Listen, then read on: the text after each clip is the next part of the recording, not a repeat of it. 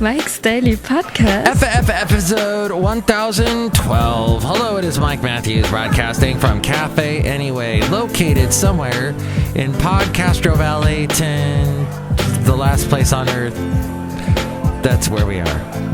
That's what all these people yip-yapping behind me are doing. They're talking because they're in this lovely place with lovely couches, wonderful wallpaper, and hangings. Mike's Daily Podcast. People aren't being hung. No, there's just stuff hanging from the ceiling that look nice. It's decorative. Mike's Daily Podcast. And today is my first musical artist of the year with Kye Alfred Hillig. Yes, let me ask you where you would be without the super hot stars on the WB, or it's the CW now. If you need to see very hot people in vapid TV, it's one of the many reasons why I've been a cord cutter since 2006. Yes, Mike's Daily Podcast. It's been 10 years, and the internet has been there to fix Mike's my entertainment needs. Daily. You can watch clip after clip Podcast of SNL and not have to watch the actual entire horrible show. You can watch clip after clip of the best of Jimmy Fallon and not have to pull your hair out listening to his monologue. I'm doing that with this show. From now on, I'm just going to post the part of the show where I describe how I trim my ear hairs. It's good stuff. So we got Kye Alfred Hillig, Seattle singer-songwriter, coming up, plus Madame Rootabega, Valentino, Bison Bentley. It's great. And Alyssa Milano. No, she's not here, but she was on Charmed on the CW, WD40 channel. And she's pretty. As I look out over Pleasanton today in Podcastro Valley 10, I see the clouds ever so low to the ground of our hills that are now green, and we had a night full of rain, and it kept me awake, all the rain, because I'm a house owner, and house owners get worried when rain falls because they're like, oh no, something's gonna flood or leak or something, and you get all concerned. But now I see the rewards, the green hills of Northern California, of the Bay Area, the East Bay, and the lovely skies. So nice. See all this here from Cafe Anyway. And when Madame Rootabega walks in, I have a bone to pick with her. Oh, there she is now. Hello, Michael Master. It's Madame Rootabega. What's wrong? The fact that you stood me up. I thought we had a date, and you stood me up. We had a date? Yes, we were supposed to go out. I had no work for a change because I had work all the time, work every day, and I had a day off, and we were going to go take a trip. We were going to drive up the coast in my convertible and listen to Beach Boys while we drove and, flick cigarette butts out the car windows and try and hit deer. Don't you remember that was our date we had set up? I don't know what you're talking about. It was all set to do. Michael Master, are you possessed? Yeah, that's probably it. Yeah, so what it was this morning, I decided I would walk Basil the Boxer extra early this morning. And as I'm walking up my street, I see there's a deer on the other end. We're walking like at 4:30 in the morning, and I see this deer, this one lonely deer all by himself. And all of a sudden, I kid you not, there's like nobody out, right? Just me and Basil. And a cat walks out and walks like practically up to the deer and then walks away. I'm watching like this weird suburban wildlife. I feel like there should be a suburban wildlife channel, and I would be the host of it. Basil did not see the deer, for if he saw the deer, he would go nuts. Look who else just walked in. Hello, Mike. This is Valentino, the parking attendant. And this is Bison Bentley. Do you know that? Mike, we hear that you're possessed there. Yeah, I'm possessed. By the devil? No. I don't think so. Then who are you possessed by? I guess I'm possessed. Well, I don't smoke, so that whole cigarette butts thing, I don't know what that was. Maybe an ex-smoker, a dead smoker. There's lots of dead smokers, so, there's lots to choose from to possess me, I guess. Mike, that's weird. Do you know that? Yeah. I didn't mean to trouble you guys. So Kye Alfred Hillig is going to be on the show in mere moments. Listen, check out my website, mikesdailypodcast.com. If you've never listened to the show before, look at all the stuff you're missing. I sounded so Weird Al Yankovic right there. What are you doing? I gotta eat a bologna sandwich. Anyway, mikesdailypodcast.com has all the podcast pictures, my past interviews, all the cool musicians. You can hear the past interviews I've done with Kye Alfred Hillig. We're going to reference some of those interviews in this interview today. So you can get caught up, or you can just listen to this interview and get all caught up. And Kye has some amazing new music. We're going to hear a new song from him. And I'm going to feature a couple more interviews with him the rest of this week. We chat about 3 more times and hear 3 more songs. So yes, check out that. You can keep up to date with what's going on with the podcast at mikesdailypodcast.com and help us out by going through the Amazon link there. If you're going to buy anything on Amazon, go through that link there at mikesdailypodcast.com, and that helps us out.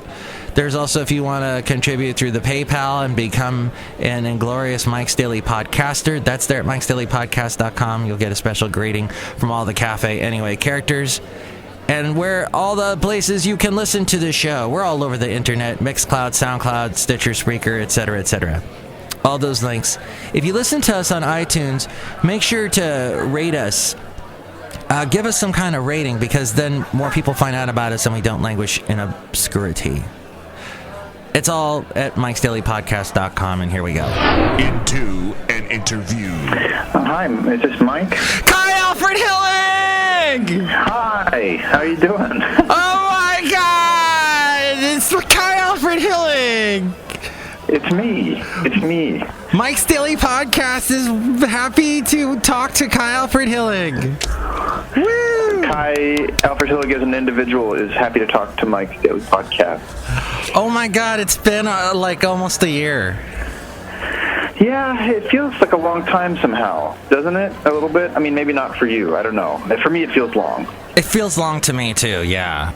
It's eons. We had a nice time hanging out last time. Yeah, that was an adventure. And it was. And you nursed Basil back to health? I hope I had some small hand in it. Yeah. You have healing powers, and we did the interview with Basil sitting on your lap. And that's my favorite way to do them. Do you have an animal on your lap right now? No. Our kitty's outside. Otherwise, I would be happy to round him up. He would be happy to be on my lap. So this is a new cat. What's the kitty's name? Oh no, this is one that's been around for a while. We had 2, and then one gave up the ghost. At a very old age. Yeah, he was 21. He was 21 years old. Wow. This one's technical name is Hudson, but he's known more affectionately as Fuzzy Bun. Fuzzy Bun. And if you saw the cat, the name would immediately resonate. Yeah. And that's fuzzy bum as in butt, or fuzzy bun as in like a bun that you get out of the oven that's fuzzy? Well, both, but it's bun, like you'd get out of the oven, but but that are on the backside of a cat. Oh. Yeah. He looks like he's wearing kind of like fancy French pantaloons or something. I've got to see this cat. I'll see if I can get a good picture of his backside and send it to you, and hopefully the FBI won't look into you or anything. Yeah. We're looking at this guy, Chief. His name's Mike Matthews, and he looks at cat porn. Yeah, he's an animal pervert.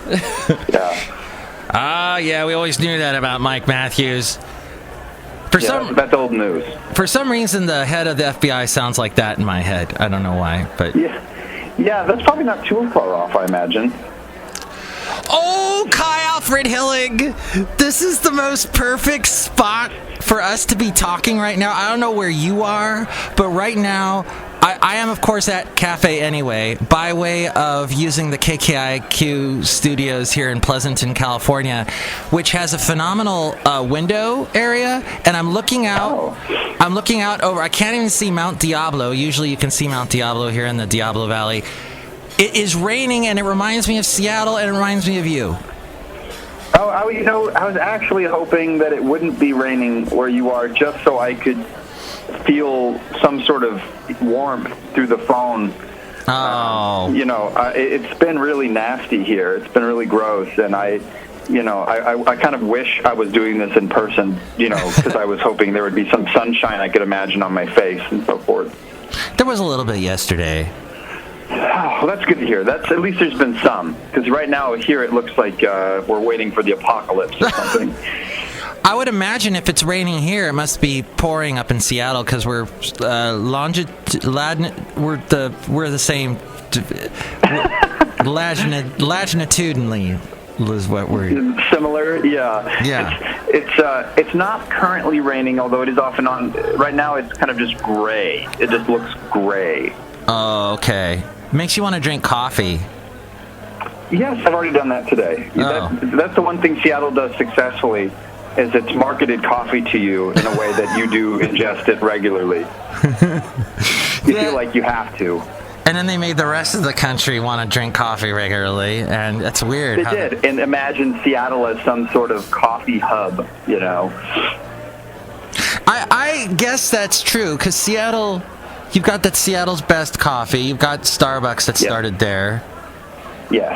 You have... and there's infinite options outside of that, too. They spring up daily. There's some new coffee roaster that 5 feet from wherever you are. So it's kind of like breweries right now. They're like the herpes of the Northwest. They're just everywhere. It's spreading like wildfire. What do you think of the microbreweries? I think it's lovely. We have really good beer everywhere we go, and I don't think that's true everywhere in the world. Yes. Yeah. There's some good stuff that's opening up around here. 21st Amendment is this brewery that opened in San Leandro, not too far away from Podcaster Valley. So I was wow, it's all popping up in the Bay. But I would imagine Seattle is just like total herpyville. Like we're at stage 5. Yeah, beer-wise, it's very herpyish. Wow. Yeah, I hope you don't get herpes drinking the beer, though. That would be unfortunate, because it's so pleasant that you'd hate to think that anything immediately harmful would come from it. But But I bet it's lovely, and one of these days, I know I say this, I just have not been able to leave the Bay Area lately, because I wouldn't want to. I guess I got a second job, and now I'm working basically 7 days a week, and so it's tough. I got to tell one of these jobs to let me go for a couple days so I can go to Seattle. Well, we would be happy to host you here in our humble abode, should you make that decision. Because you're going to be at Connor Byrne.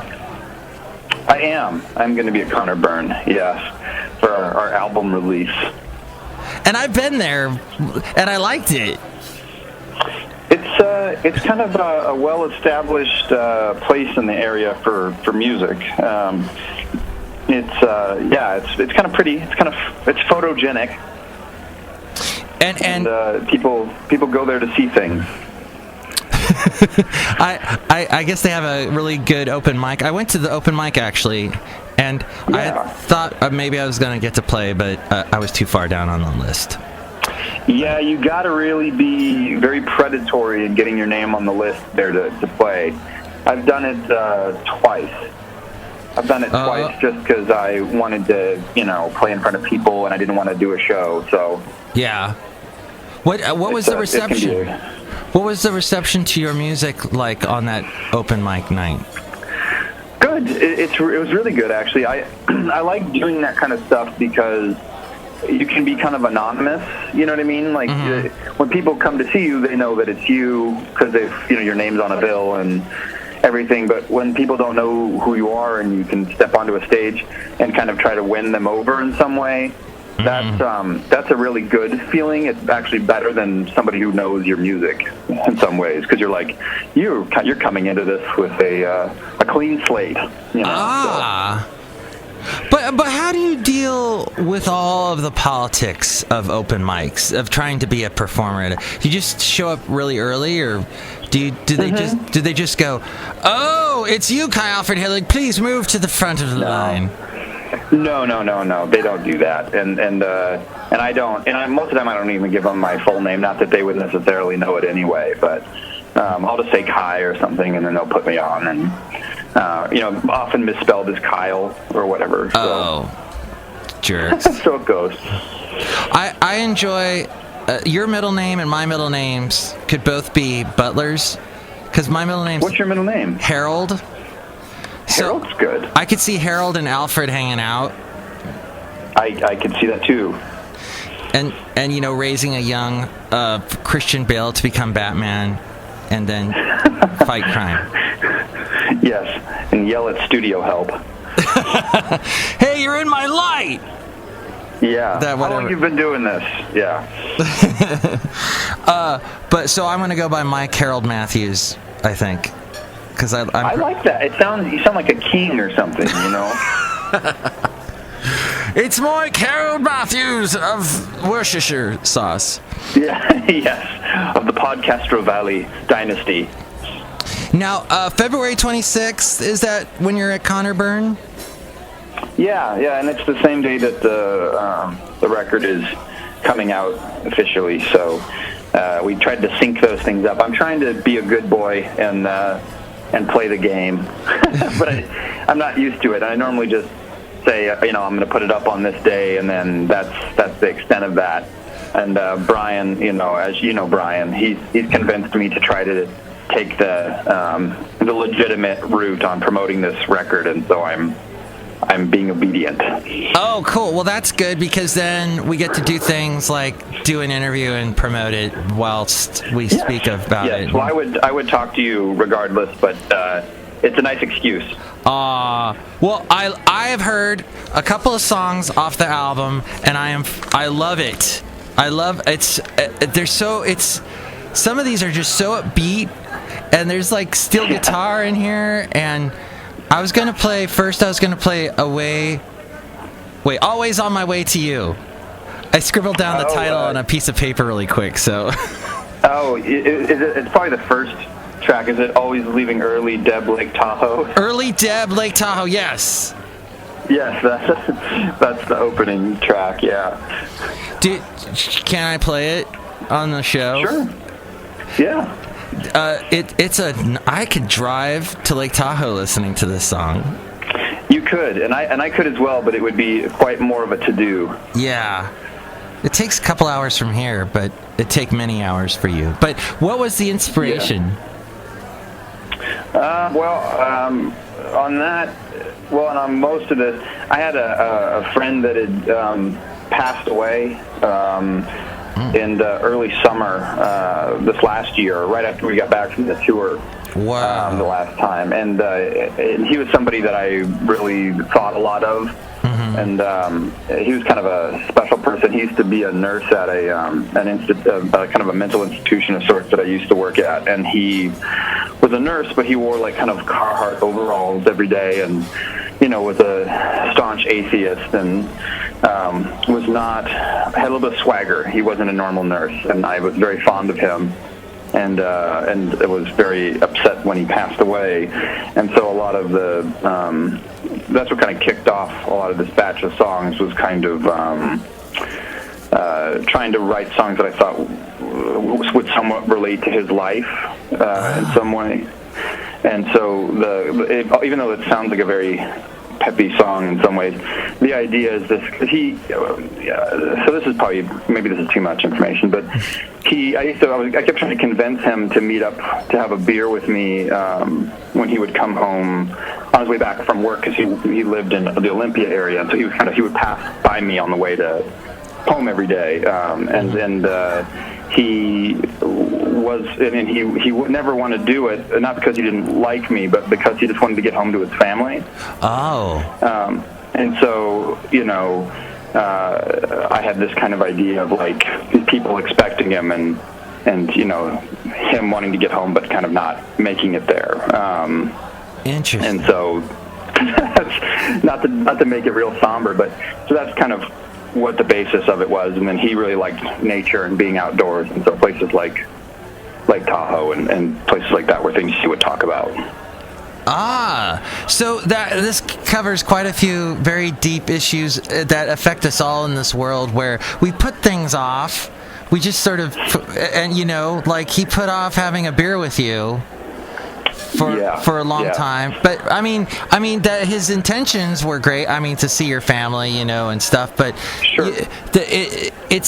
It's when you take yourself out of the usual routine that interesting things happen. Like when you go see someone perform in the basement of a boutique in San Francisco, and Yes. and you're like not used to doing that, but it ends up being this adventure. You're like, you never forget. And I loved that night. I loved that. I thought that was one of my favorite. That might. There was a lot of good nights of that tour. I think that might have been my favorite.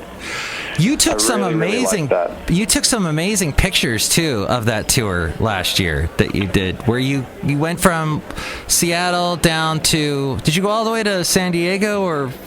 Yeah, we went to San Diego and we cut over. I think we went into Arizona. It's been a while now. Wow. But yeah, we went almost all the way down into Mexico. Wow. So it was lovely. It was lovely.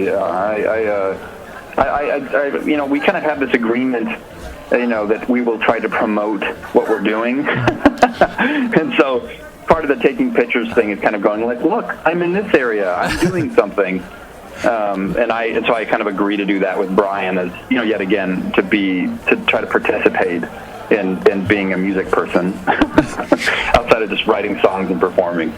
Yeah, but those are some good pictures. Like you took pictures of interesting downtown areas and like some places that were kind of sketchy looking, but the photo would bring out this really artistic side of it too. It was really neat. Well, thank you. I just took them on my iPhone, so I'm what my friend Scott Hayden refers to as an iPhoneographer. Yeah, I love the iPhone. Well, you did somehow. They look really professional. Well, thank you. Yeah, I like and I love sketchy areas. That's one of my Achilles heels. I love places like Baltimore and kind of the beat up areas of San Francisco and places like that. That's probably why I like Tacoma too. So, well, how do you get through those sketchy areas without dying? I don't know. I guess not caring about not dying. When I went to Baltimore for the first time, everybody that that I knew was was essentially telling me that I was the wrong color to be there, and I couldn't believe that was true, and it might have been, but I didn't. That was not my experience. And no one was, mean or derogatory to me. And I walked around at all hours of the night in areas that were predominantly, black, and I didn't have any issues. So I don't know. Maybe I was just lucky. I don't know. Everyone was pleasant to me. And it was a neat experience. Like you saw things that weren't typical tourist crap. Yeah, I don't like touristy things necessarily. I kind of tend to, when I go to places like that, I like seeing things that are kind of interesting. I like seeing things that are interesting, and for me, that was hanging out kind of down by in the city center with a lot of the row houses and things like that. I found that to be more enjoyable, just because there's a lot of life happening there. Yeah. Wow, you're like a journalist. Like you're going undercover and stuff. And I wasn't undercover. I am the whitest man alive. I think it was pretty apparent who I was. Well, I'm gonna play. What's this song called? Yeah, sorry for the weird title. This song's called "Always Leaving Early." Deb Lake Tahoe. Got it. Okay, let's play it now. It's from the album Great Falls Memorial Interchange, and that's the right title, right? That is. You got it. And where can they find this album, or when will they be able to find this album, Kye Alfred Hillig? Well, they'll be able to find it on iTunes on February 26th. They'll be able to find it on my Bandcamp if they search for that. And there'll be hard copies that will be available through Bandcamp, too. Kye Alfred Hillig is Kye, Alfred like Alfred E. Newman, And Hillig. Hillig is 2 L's, 1 G. Hillig. Yes, Hillig. 2 I's.